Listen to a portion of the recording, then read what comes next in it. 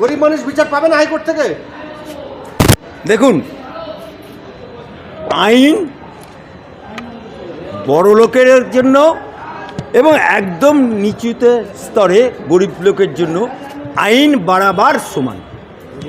আইন যদি বরাবর সমান না হতো তাহলে শিক্ষামন্ত্রী প্রাক্তন পার্থ চট্টোপাধ্যায় জেল খাটত না।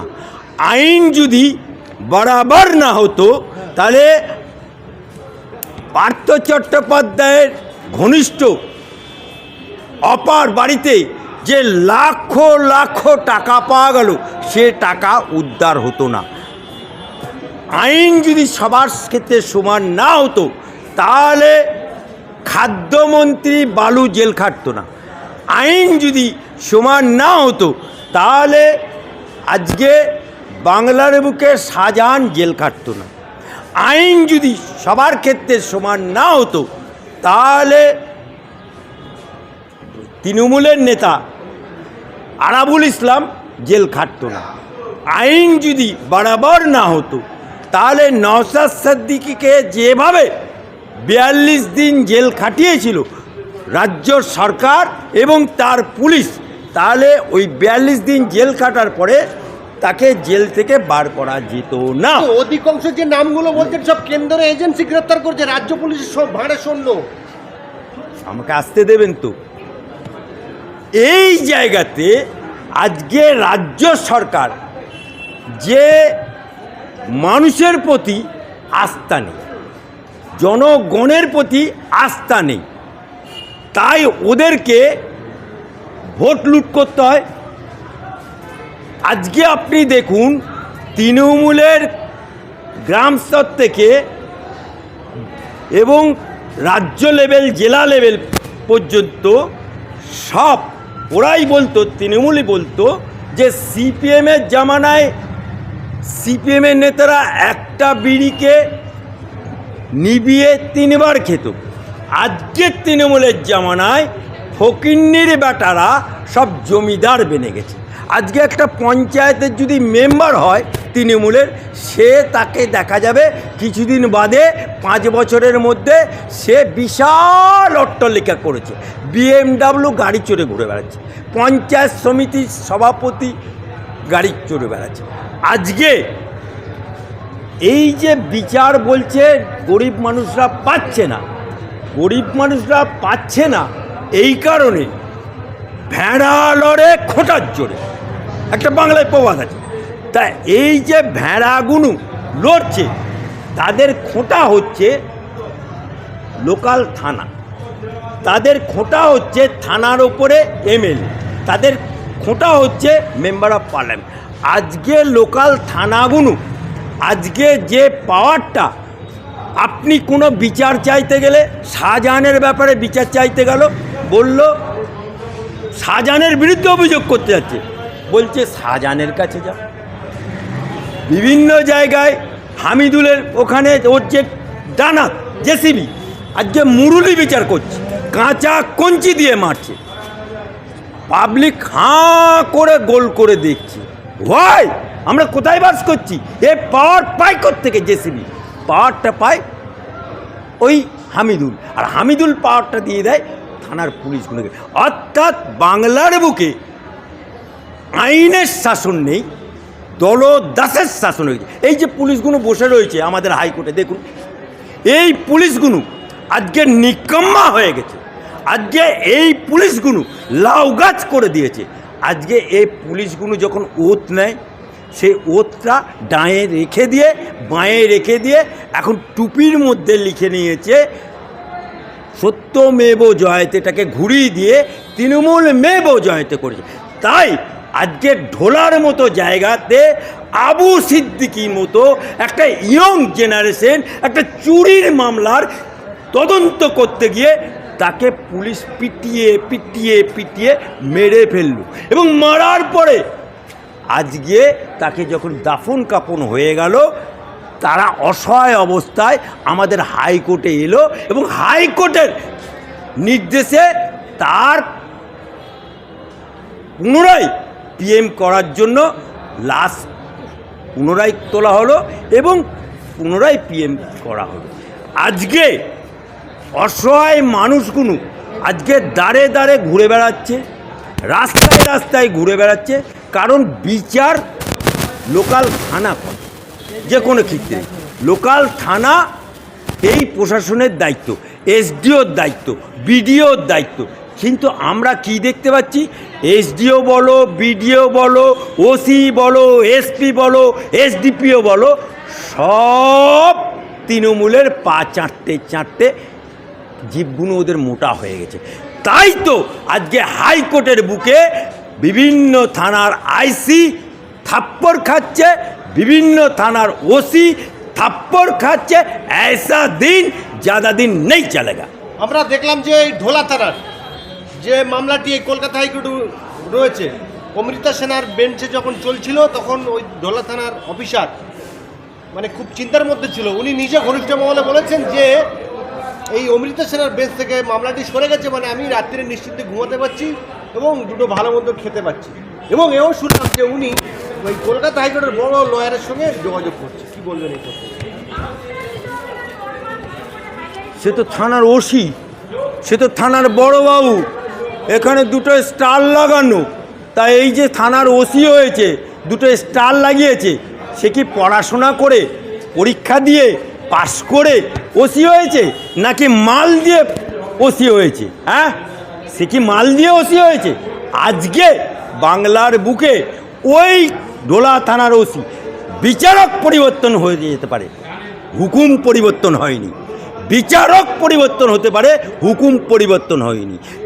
অমিতা সিনহা পরিবর্তন হতে পারে, কিন্তু তার ঘরে আর একজন বিচারক হয়েছে। তাই হুকুম বদলানোর ক্ষমতা কারণ নেই।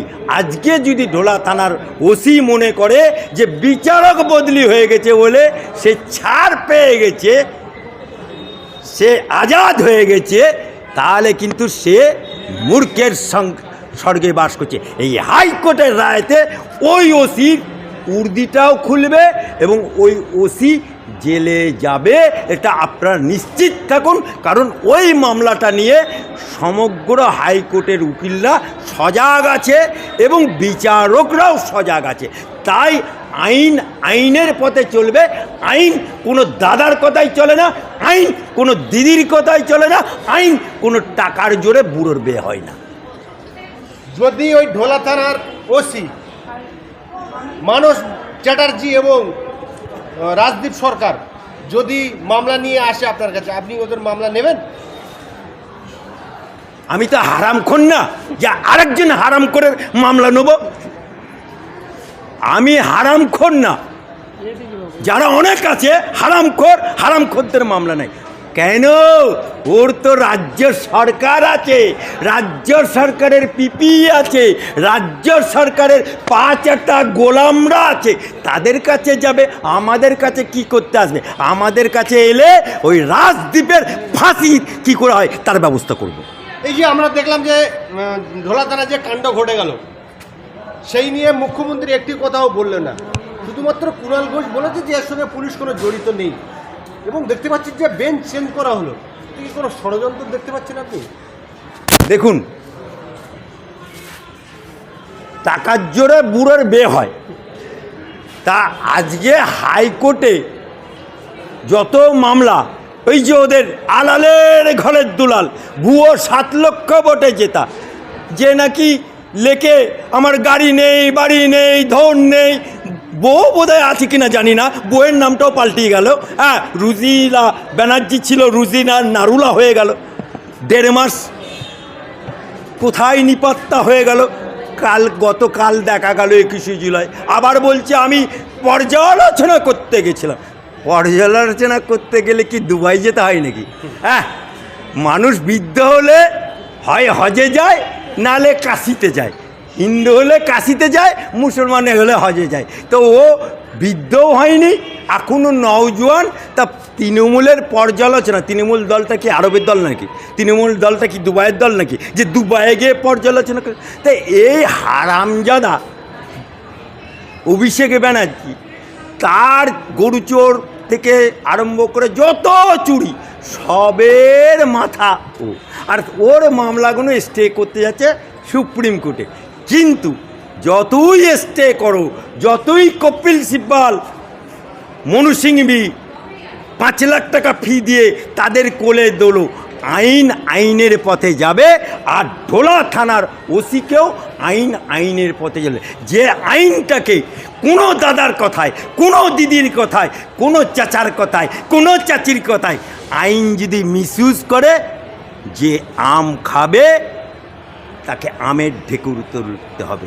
যে পাপ করবে সে সাজা পাবে, যে গুনাহ করবে তাকে তার সাজা পেতে হবে। আপনি তো আরএসএস এর সংখ্যালঘু সেলের রাজ্যের সভাপতি। কে বলেছে আপনাকে? এটাই তো নাকি? কে বলেছে আপনি? না, আপনি আরএসএস এর পদে রয়েছেন, সেই জায়গায় সংখ্যালঘু সম্প্রদায়ের আবু সিদ্দিক ঢোলাতে মারা গেছে। আপনার দলবল কিংবা আপনি আবু সিদ্দিকের বাড়ি কি যাবেন? দেখুন, আমি এই উকালতি ড্রেস পরে এই হাইকোর্টের মাঝে দাঁড়িয়ে আমি কোন পদে আছি, কোন জায়গায় আছি, সঙ্গে আছি কি সঙ্গের বাইরে আছি, ওটা হচ্ছে পরের কথা। প্রথম হচ্ছে আবু সিদ্দিকী একজন নওজোয়ান যুবক, সে হিন্দু হোক, মুসলমান হোক, খ্রিস্টান হোক, সে যেই হোক, সে একজন যুবক। তার একজন মানবতার কারণে একজন উকিল হিসাবে তার পরিবারকে সমবেদনা আমার জানানো দরকার। এবং হাইকোর্টে যেহেতু ওই মামলাটা উনি কাউকে দিয়েছেন, আমরা যদি আমাদের কাছে ওই মামলাটা আসে, আমরা যত রকম আইনি সাহায্য আমরা করব। আমাদের কাছে না এলেও যে উকিল মামলা লড়ছে তার সাথে সহযোগিতা করব। কারণ এই পশ্চিম বাংলায় ঢোলা থানার ওসি সহ যারা এই কুকীর্তি করেছে, এই কুকীর্তি তারা সাজা পাওয়ানোর জন্য যত রকম সহযোগিতা করার দরকার আছে। এবং যদি হাইকোর্টে কোনো কারণে মামলাটা হেরে যায় আবু সিদ্দিকীর পরিবার, তাহলে সুপ্রিম কোর্টে মামলাটা কিভাবে লড়তে হয় সেটা আমরা ব্যবস্থা করব, যদি আমাদের কাছে ওই মামলাটা আসে। তবে এটুকু জানবেন, আমরা মামলাটার প্রতি নজর রেখেছি, আমরা মামলাটার প্রতি অবজার্ভ করছি, যাতে এমন বিচার হয় যেন ঢোলা থানার ওসি শাস্তি যদি নিদর্শন হিসাবে হয়, তাহলে বাংলার বুকে কোনো থানার ওসি, কোনো থানার আইসি, কোনো থানার উর্দিধারী পুলিশ আর কোনো মানুষের প্রতি অত্যাচার করতে পারবে না তৃণমূলের কথায়। তাই উর্দির আইন অনুযায়ী তারা কাজ করবে, নিরীহ ব্যক্তিকে অত্যাচার না করে যে প্রকৃত গিল্টি তার সাজা হোক। তাই আমরাও চাইছি এই ওসির উর্দিটা গায়ে থেকে খুলতে এবং তাকে দৃষ্টান্তমূলক বাংলার বুকে যাতে আইনি দ্বারা সাজা পাক, এটা আমরা সকল উকিল মহল চাইছি।